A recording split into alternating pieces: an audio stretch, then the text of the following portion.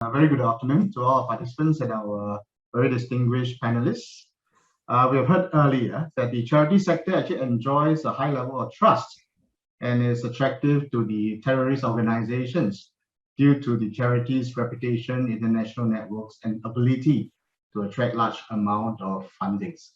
So the topic of today's discussion really is what processes should charities adopt to identify, mitigate the potential risk of abuse linked to money laundering and terrorist financing. So we are focusing on money laundering and terrorist financing. And also, what can charities do to protect themselves against the potential abuse linked to this? So firstly, I just want to start off by focusing on training and education for charities. Maybe in this case, Benjamin and Theresa could help to start this off. First question really is, what would you describe the level of awareness amongst charities, as you can see from the many questions that came through the Q&A, on the risks associated with money laundering and terrorist financing in terms of the identification, management, and reporting of suspicious transactions? And secondly, in terms of training, what are the existing training education for charities in these areas? And for charities out there that have yet to start, where and how do they start? Benjamin or Theresa, you'd like to share your thoughts? Okay, I can go first. I think the life cycle of awareness regarding money laundering and terrorist financing, it's probably the same as the life cycle of cybersecurity issues 10 years ago, where it was really an invisible threat. And with the onset of technology and digitalization, people begin to experience either in small ways or big ways, how cybersecurity can be a big threat.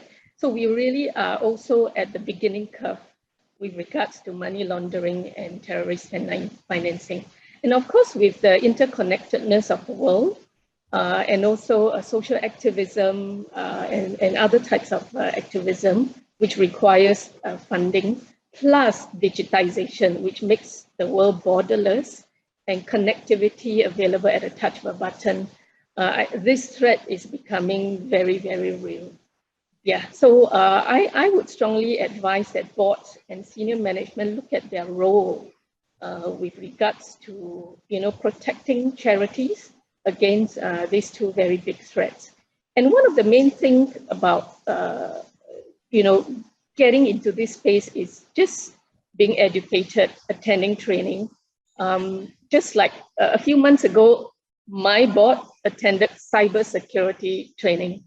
Yeah, and we had such a great 3 hours of, discovery and exchange, which I never thought that a group of board members would actually be so engaged.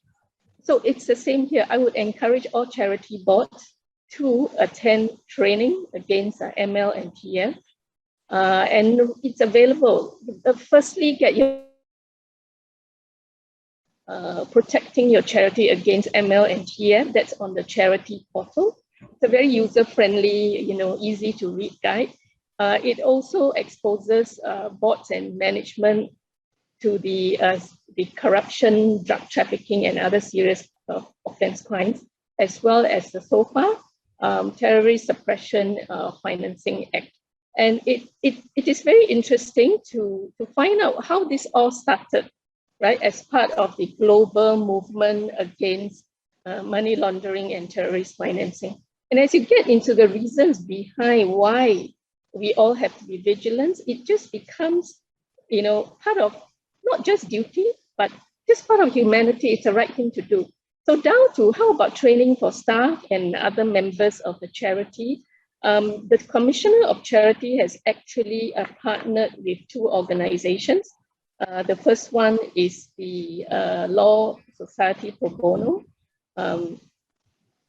group that has a training on money laundering and TF. And the other one is the Chartered Secretaries Institute of Singapore, CSIS. You can Google, you will find the training and the curriculum and plan for the next training. I would strongly encourage that. Thank you. Thanks, Theresa. David, if I may, let me add to what Theresa has said. First of all, not to repeat what Theresa has said, I totally agree with everything she has said. I think in terms of the awareness and the threat, I think SSAs have become more aware of money laundering and terrorist activities over the last 10 years or so. And the threat, of course, continues to grow, especially because of, I think, online fundraising and the anonymity that many of these fundraising affords. And nobody is quite clear where the funds are going. So I think there's that element as well. I would say for Singapore charities, there are two broad categories. One is the group of charities that are solely focused on work in Singapore. For them, maybe their awareness of ML and anti-terrorism is not so high. But for those charities that do a lot of work overseas, I think it is all the more critical that they pay strong attention to these two threats. I would add that it is important for charities to have a robust and transparent financial procedures in place. Singapore Red Cross has been fortunate in the sense that for the last 10 years, our chairman was the former commissioner of police. So, we are quite particular about that. So yes, I agree with Theresa that you should attend training, and sometimes the joint efforts with the Commissioner of Charities and Law Society and all that is good. But it is important for each charity to have good SOPs and procedures in place. And for that, I saw some of the questions on the chat. I would advise that if your charity does not have, get an internal auditor. I think it is you can get subsidies from NCSS, and make sure that your SOPs cover the angles. Number two is that you need to have good independent oversight committees among your board members, people who don't touch the spending and the operations to oversight the funding. For those of you who deal with overseas clients, I think it is important to also have SOPs with regard to how you disperse funds to external parties. So very important is things like refund, because refund is a major red flag for money. With regard to training, I think what we have found is that you cannot do one training and then expect that everybody knows, because there's a turnover of staff. So you have to build in financial procedures and SOPs to the orientation of staff coming in. So we ensure that all staff coming in go through an orientation which includes a fairly rigorous session with the Director of Finance, because many staff also deal with financial matters. Now, for those staff who are doing with international work, they are even more rigorously briefed and trained on what to look out for. So I think these are important things that we have to have in place. Thanks, David. Thanks, Theresa and Benjamin. Indeed, very helpful for our charities out there.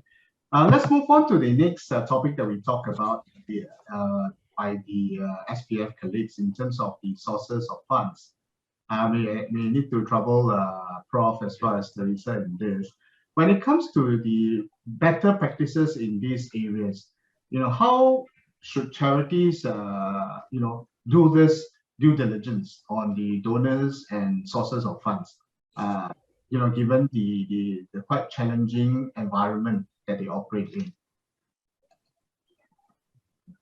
Okay, I think Benjamin has kind of touched on that, but at the top of my mind, it's just a combination of very robust external controls as well as internal controls. So for example, source of funding, and some of the questions have pointed to fundings that are large as well as fundings that are small. Yeah, for the large donations, I think if it's a suspicious transactions, the speakers from the Singapore Police Force has given us good examples of when and where would it qualify for a suspicious transaction. Yeah, and I would add that use your practical reasonableness. It's hard to write in a handbook what is a suspicious character, but if you use practical reasonableness, such as the amount, where it came from, the regularity, And other trends, like does it come from, does it come together around certain dates where there's accumulation of donors and location? So these are all observations that can be kind of uncovered if more due diligence is done. For the anonymous, well, I would say if it's a large amount, really try to explain to the anonymous party that the threat could be actually override the honor that they want to, for those who are really humble and do not want to be recognized for the donations, which means donors have to be educated in this field of money laundering and terrorist financing as well. I also would advise that for those of you who are using online fundraising, please go to the platforms that are already being validated. Yeah, for example, the Commissioner of Charities has developed 4 crowdfunding platforms: Give Asia, A Ray of Hope, Simply Giving, and Giving.sg. Yeah, so these 4 platforms have committed to adopt the code, and they've also committed to boost transparency and accountability in the charity sector. So as best as possible, do try to use these platforms.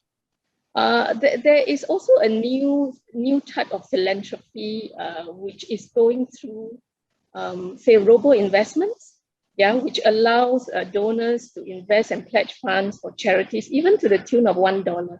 You know, this would be quite a lot if the charities have to commit resource to track. Yeah, so again, if you do go through a Robo Investment whereby their donors pledge either money or endowment or other financial instruments to charities, just exercise your due diligence. These online platforms do track the donors and the donor details. Yeah, and even if it's a dollar, you know, 1 million people giving $1 each can add up to $1 million. So do not underscore just because it's a small amount. Thanks. Right. I just want to add certain things. The list provided by MAS ISCA, right? ISCA provides the terrorist alert list and the United Nations and so on. Now, these are very dynamic. So do update or the latest version up to date. So because of the nature of the terrorism, they are always trying to find other carriers, other agents and so on. So there would be fast development in this area. So look out for the dynamic changes, that's one. Secondly, I think it is a collective effort required from all of us. So we need the government as much as the foreign agencies, all right, to share information. So if we could work together as a collective whole to share as much information as we do have, that would be good as well, collectively among our charity groups here in Singapore as well as internationally. Now, so that bit is for the ensuring donor due diligence as well as beneficiary. So both sides of the coins we have to look at. Thanks, Theresa and Alfred. Sorry, Ben. Yeah, just a quick point, David. I think with regard to money laundering and anti-terrorism, I think 2 key red markers that charities should check out for. I mean, getting an anonymous donation is one thing, but the thing that is a red marker is when somebody asks for a refund and say that that is a big red marker, and we almost always say no, or if we do, we have to go through a lot of procedures. And number 2, which is a bit more subtle, is directed donation. So they give you a donation and say, we want you to give it to this organization. And this is something that we also try to avoid because, yeah, those are 2 big red markers. Yeah, thanks, David. Thank you. Very helpful. Picking up on the earlier point on the Robo Investment, this one for me, Joshua can help to explain a bit more. there are probably with the change in the profile of the donors, and also Robo Investment, there may be other forms of financial instruments being pledged to charities. And more recently, with the interest in cryptocurrencies, I think we are seeing more of that as well, being pledged to the charities. So from the charities' perspective, how do they safeguard themselves, from this new financial instruments, I would say? Joshua? Yes, yeah. No, certainly, right? Now, since you mentioned cryptocurrency, certainly creating a lot of interest, particularly with so much new wealth being created from this new asset class, new crypto millionaire, billionaire being created, and as such, the giving in this new assets class will increase as well. Right? Perhaps in the other countries, charities are more willing to accept, but in Singapore, I think generally charities are still not comfortable not accepting donations in this asset class. But I think it is inevitable trend, and certainly we can't turn our back on this new advancement. But yes, indeed, virtual currency does create lots of challenges. First of all, the lack of knowledge, familiarity with this new asset class, compliance burdens, the requirements to, you talked about earlier, verifications of donors, or even custodies, and the price volatilities of all this asset does create, concerns. However, there are, I think, significant benefits as well. First, if this trend continues, this may be an important source of donations, and certainly greater speed ease in both collections or disbursements of funds for important projects. But I believe charities looking at, considering donations in this asset class probably may want to consider a few factors. First, like all governance, right, it's important to have clear policies, procedures, right, in place as to whether or not the charities are prepared to accept such asset class donations. And even if they do, right, there are many forms of or many kinds of crypto virtual currency out there. Some are more common, some less liquid. So you also have to decide on what kind or what type of digital assets, crypto that you will accept. Certainly from the perspective of AML, terrorism financing considerations, you do need to have proper guidelines in place to consider, right, the due diligence that you have to perform, whether from the donor or even when you are dispersing the fund to the beneficiary. Right? I suppose if charities are not familiar with this processes itself, I mean, they can work with perhaps some payment service provider, agents, cryptocurrency, whom are required to have very stringent, robust AML, TF procedures, due diligence process in place. So you can rely on this to help collect the fund, right? And in a way help the charity in terms of as a line of defense in doing the background check on the donor itself. I mean, of course, just even for private practice as well, right? Accounting, how to account for such funds is important, right? The valuations of this will affect the valuations of the donations. And another consideration is that even if you receive a crypto funds, right? I mean, the considerations of whether or not to monetize immediately or to keep it in custody. I mean, there are a few factors to consider as well.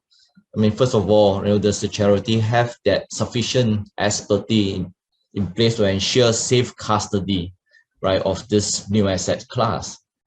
And also to manage the price volatility, right, as to the decision whether to hold or to sell may impact the valuation of the assets, since it's so volatile, right?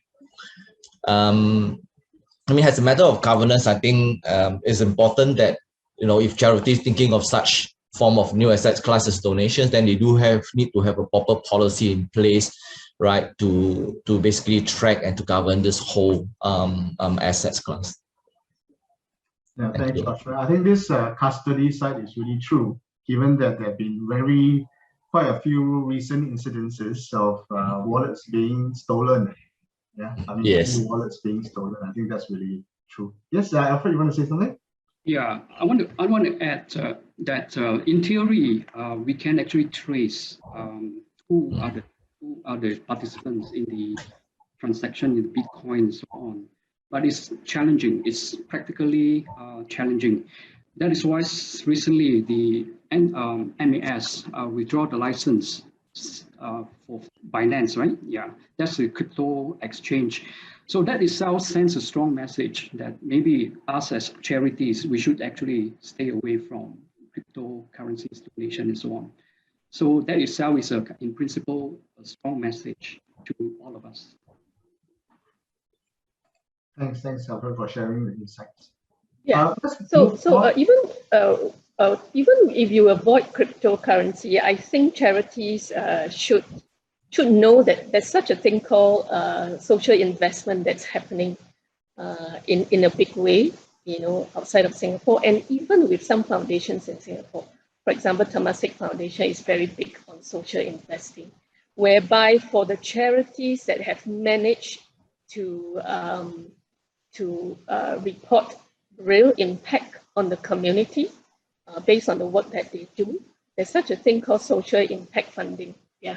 And it's often where the government come together with other investors from the communities, to look at a suite of instruments other than cash, which provides long-term, medium-term, as well as long-term sustainability in terms of fundraising. So it's something very real. I think it has already hit our shores. It's going to be a matter of years. Yeah, and I'm sure then all the infrastructure and the processes and even Commissioner of Charity Council, we have to think about, what is the impact of all this. But we must not deny that these are the new philanthropy, and brace ourselves, which has then implications on the way boards are composed, as well as boards are being structured. Yeah.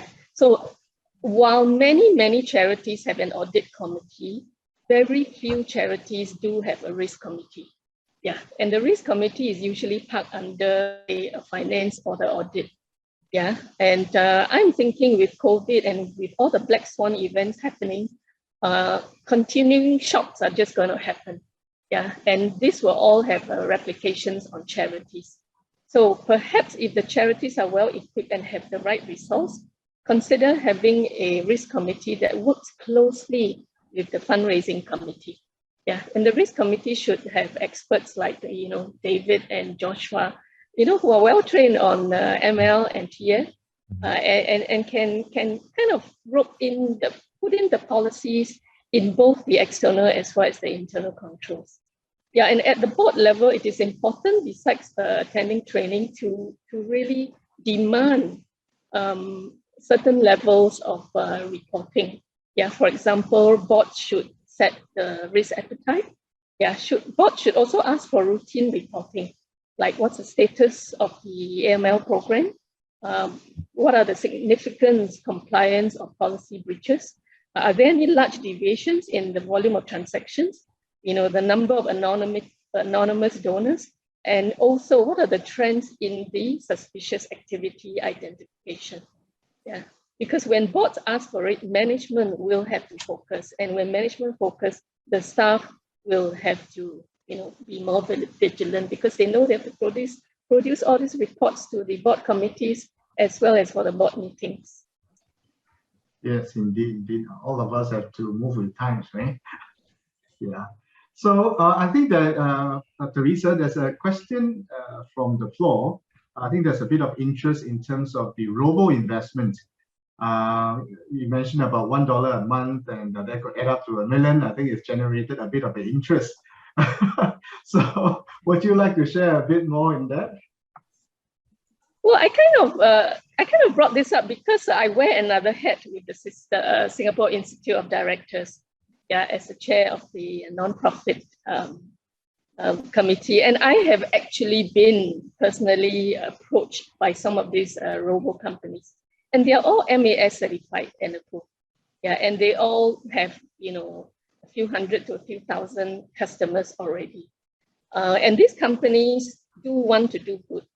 Yeah, and they want to involve their customers to be pledging some of their funds, whether in endowments or unit trusts or whatever other instruments, to pledge them to the charities or to the beneficiaries upon maturity.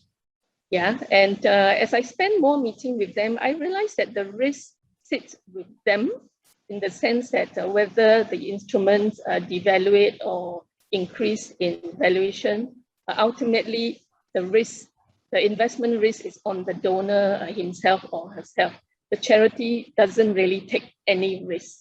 Yeah, the only risk that the charity takes is who is this donor? What is the intention behind it? Yeah, which is the subject of today's conversation. So there are different risks involved. It's not so much a financial risk, but really the intention of the donor.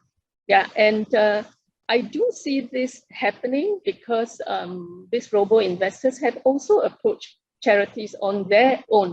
Yeah, because they have friends and families sitting on different boardrooms in the charities, and there is some interest by the charities, especially among the board members who are also in the investing community. So they understand this whole field of robo investors and what are the risks and returns that come with it.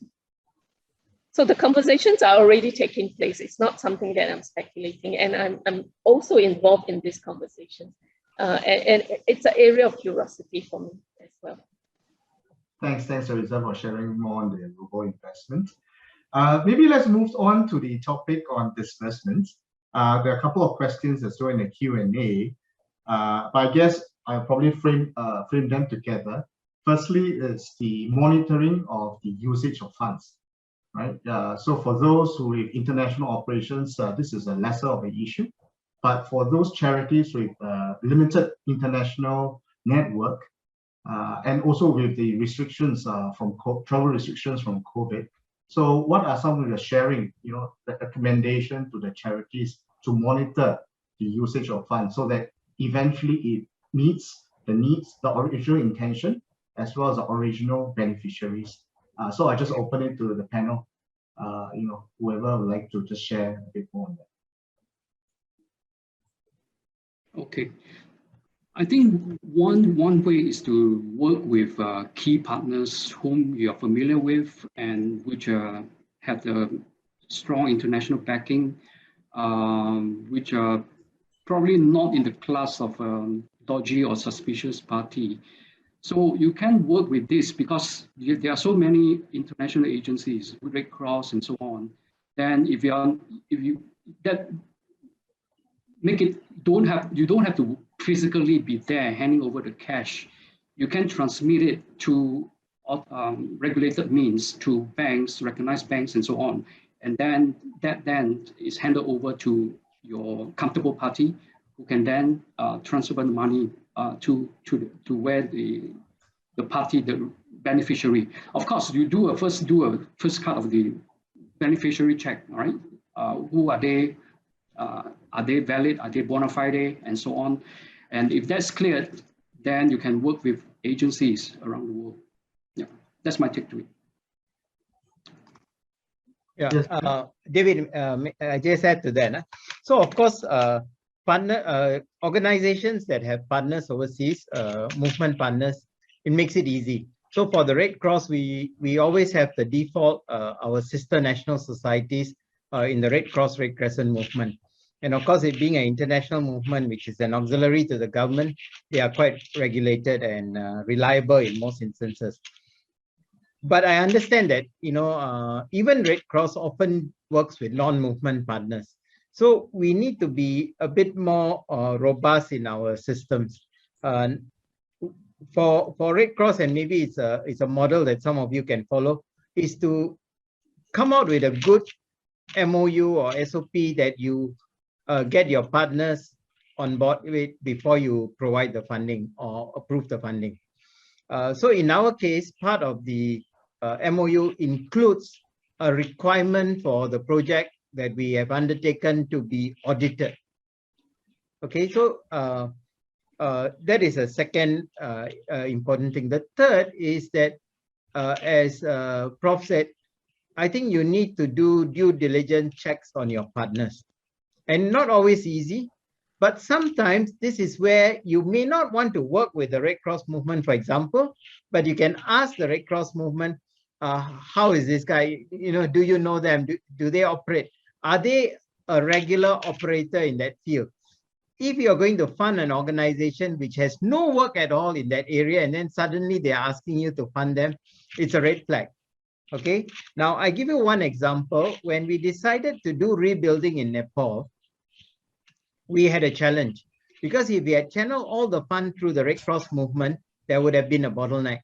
In the end, we ended up working with 15 organizations on the ground and ended up building about almost 50 schools, right? How we did it was, okay, we had the MOU, but we realized that after the due diligence on the partners, we also needed to hold them accountable. We did not fully trust the fact that they will get the auditors. So we actually went one step further to appoint the auditor in Nepal to do the audits. So these are some of the things that you may have to adopt, especially when working overseas. My last point is that for Singapore Red Cross, we do a lot of work overseas. We have tried as much as possible to do funding based on projects. That means very seldom do we hand over a large amount of money. So if we build a school, part of the MOU will say that you get 10% of the funding first. When we see the foundation come up, then we give you the second tranche, and then the third tranche, and the final tranche, to ensure that the money is going where it is intended. Now, I understand that not always you can do it, but these are some of the rule of thumb that you can use to minimize leakage. Thanks. Joshua? Yes, yeah, I'd just like to echo what Benjamin just talked about, right? For those charity who may not have big partners overseas. I think within the charity themselves, it's important that they have clear mandate as to what their programs are, what their activities are. And then with that, you know precisely what the disbursement, who your beneficiary are, right? And what sort of disbursement and what the fund will be used for can be very clearly laid out. And then of course, to have what then we talk about earlier also, to that continuously follow up and monitor the usage of funds, right? And of course, embrace technology, right? Yes, travel restrictions, but many in the private sectors are using platform like this virtual platform to keep check on the progress of that program itself, be it building or whatever activities that is being carried out in a foreign country. Thanks. Thank you. Thanks. I think there's a question, I think probably more for Ben. You mentioned earlier on the red flag when there's actually a request for refund by the donor. So, from your experience, I think the question really is on the ground itself, what is the internal control that is required that you put in place as a better practice when there's actually a request for refund from a donor? You're on mute, Ben. Sorry. So I think not every case is similar. So I think in my 10 years in Red Cross, we've had a couple of requests for refund. I think the important thing is to flag this abnormal procedure. That means you don't automatically do it. The director of finance just doesn't automatically just refund. Okay, so that's number one. Number two is to actually talk to the donor to find out the reasons, and then to bring it up to the oversight committees. Now, in one case, we even did some checks as to whether the person had any background that would cause us to be suspicious of why he's asking for a refund. So I think it is hard for me to say what are the things you need to do. For example, if he's a regular donor and then, he says, hey, sorry, I gave you $1,000. I meant to give you $100. I mean, you can go on with it. So not every refund would require as rigorous a procedure, but the important thing is to mark it as not an usual transaction and, draw the attention of the oversight people, whether it's the auditors, the internal auditors, or your finance committee. Thanks, David. Thanks, man. I think get your point. Treat it as an exceptional transaction, and then have a lot more oversight in this. But it's good to know that it's not so common. Yeah, if it's common, then it's an issue. Yeah. So we have about close to another 15 minutes to go. We have a few questions that have came in. But I guess before we leave this panel, maybe I'll just go around the meeting. Do you have any last words, for our participants here that were not covered in our earlier conversations or by the earlier presenters? Yeah, so maybe 3 minutes from each of the panelists. Who would like to start first? David, I'll go first. Yeah. David, I think just a couple of points to add to what I've said so far. I think when you're doing international work, be a bit more careful, because especially in today's environment, funds can be channeled to a legitimate charity, but from that legitimate charity, it might flow away to an illegitimate cause. So, and this has happened in reality, even to a big organization, a big international NGO.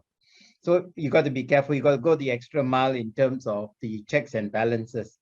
Number two is that in many of these organizations, we base our activities, rely on volunteers. So your volunteer training must be as robust as your staff training.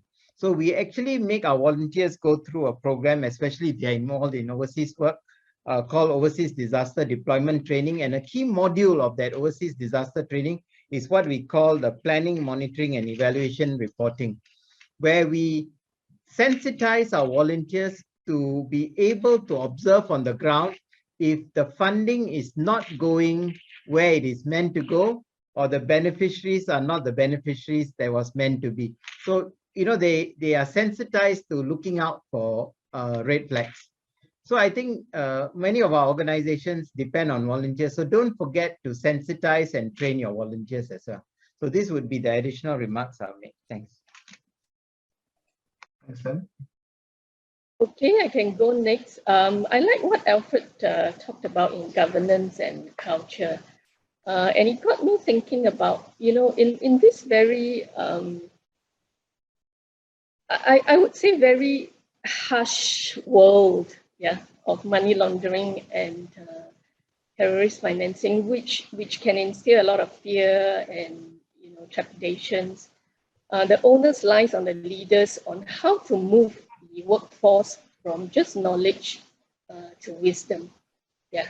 So knowledge would be in the area of gathering information, attending training, attending all sorts of education, having conversations every day with each other beyond just looking at data, but really making sense of the knowledge itself.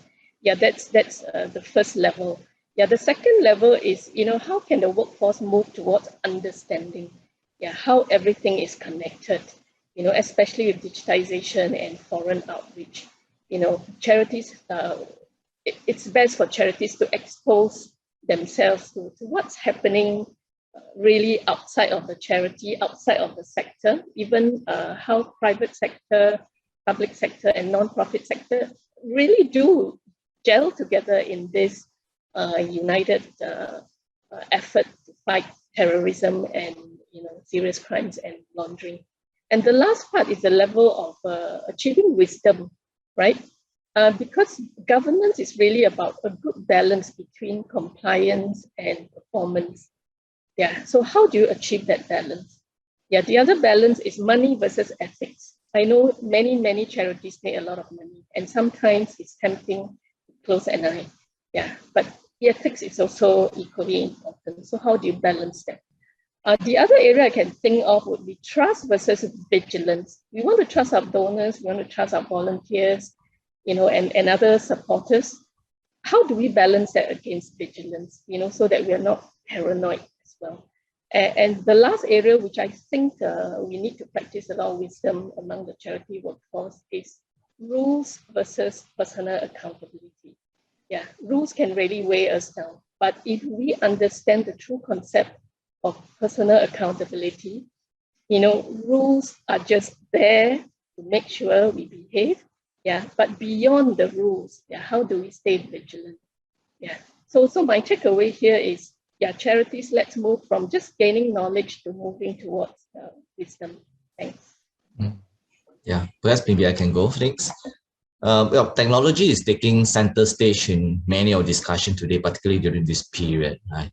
Hopefully, without sounding too cliche, but this technology is indeed affecting many parts of our life, helping us do things better, faster, more efficiently, and definitely for the charity sector as well. And we talk about how it can help, the training, developments of the staff to be more aware of, money laundering, terrorism financing, and it can be also a tools that if with these travel restrictions to help us with this virtual platform to be able to continue to monitor the overseas programs, activities, and certainly on what we talk about, helping with the due diligence, money laundering, risk assessments, as well as risk management process itself. So I think this is my last takeaway. Okay. I think for us as at the board level, we need to understand the challenges and also have a touch base with the ground level. What are the gaps in knowledge and try to bridge it, right, in terms of training, in terms of areas, even to the extent of having a consulting hotline, not just a whistleblowing hotline. That is more constructive, right? So even before whistleblow, they can actually ask questions to help clarify any gaps, any clarity needed. I think that will provide a kind of a culture whereby it's people free to speak up and people free to share. And we know all this terrorism financing, all this money laundering, there are tricks and ways they keep on improvising. So we need information sharing to be able to keep up the pace with the tactics and keep up abreast with the list so as to be able to better combat it. Thanks, Alfred, for ending the sharing.